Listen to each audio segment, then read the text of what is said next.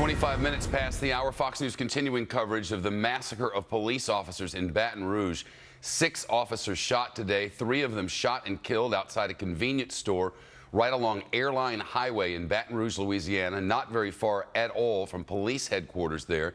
3 other officers shot and in hospitals, one of those said to be extremely critical and once described to me as a grave condition.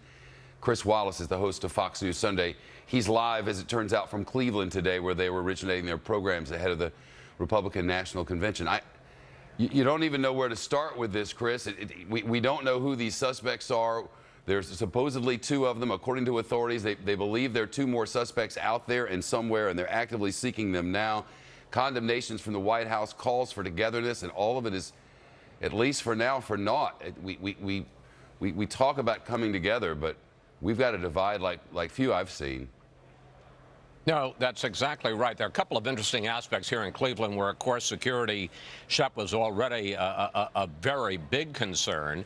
And one of the things that was a surprise to a lot of us from outside Ohio is that Ohio has an open carry law, which is that it's perfectly legal to carry a firearm out in the street. And, of course, that raised some concerns because we expect major protests here over the next week at the convention. In the aftermath of the shooting in Baton Rouge, the head of the Cleveland Police Union appealed to Governor John Kasich in Columbus, saying, let's suspend the open carry law. You know, if we're going to have major demonstrations here, and we've seen violence at anti-Trump demonstrations across the country already this year, it doesn't make sense to have people carrying guns. The governor's office has responded and said they can't suspend that law unilaterally. It's a law. The governor doesn't have the right to suspend it. So as we head into the convention tomorrow, the open carry law here in Cleveland continues. And that seems to be a real tinderbox, the idea of protests. We expect serious protests. I can tell you security here is the toughest, the strictest I've ever seen at a national convention, and now an open carry law as well. I don't know. This open carry law, you know, have your law, you know, do you do what you do? But to have an open carry law and then say, well, but you can't carry it here in the queue, you can't bring it to the Republican National Convention, which would sort of make sense to me, but it just seems sort of duplicitous, doesn't it? I mean, the catchphrase is a good guy with a gun stops a bad guy with a gun, and now they're stopping the good guys with the guns in the queue. I mean, if that's your line of thinking, something's a little warped there, isn't it? Well, I suppose the idea is that, and there are levels of security, rings of security, and obviously in the strictest area of security right around the queue, the Quicken Loans Arena, which is where the convention will be held. There are no guns allowed, not only in the arena, but even close around it. But as you get further away from the arena, they are going to allow the law of the land here in Ohio to continue.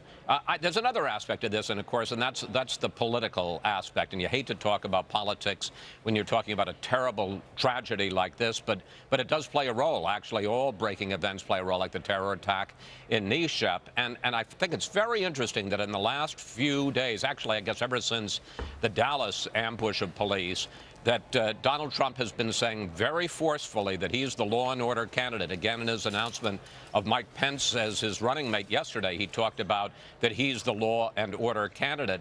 And that's going to get a lot of attraction, I think, at a time when things seem to be spinning out of control. I was looking just a couple of moments ago.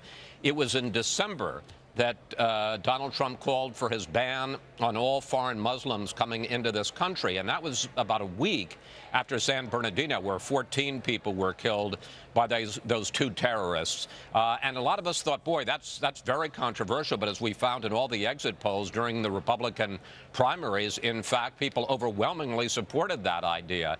So Donald Trump, and you can say, well, you know, it's just a phrase. There's not a lot of meat on the bones, certainly what Democrats are saying. But for him to stake out the claim, the brand, if you will, as the law and order candidate, as we continue to see these shootings and now what seems to be, you know, kind of an undeclared war, at least in some small sectors of the country, between the police and the African-American community, or some, that's wrong, let me restate, but the police and some bad actors in the African-American community.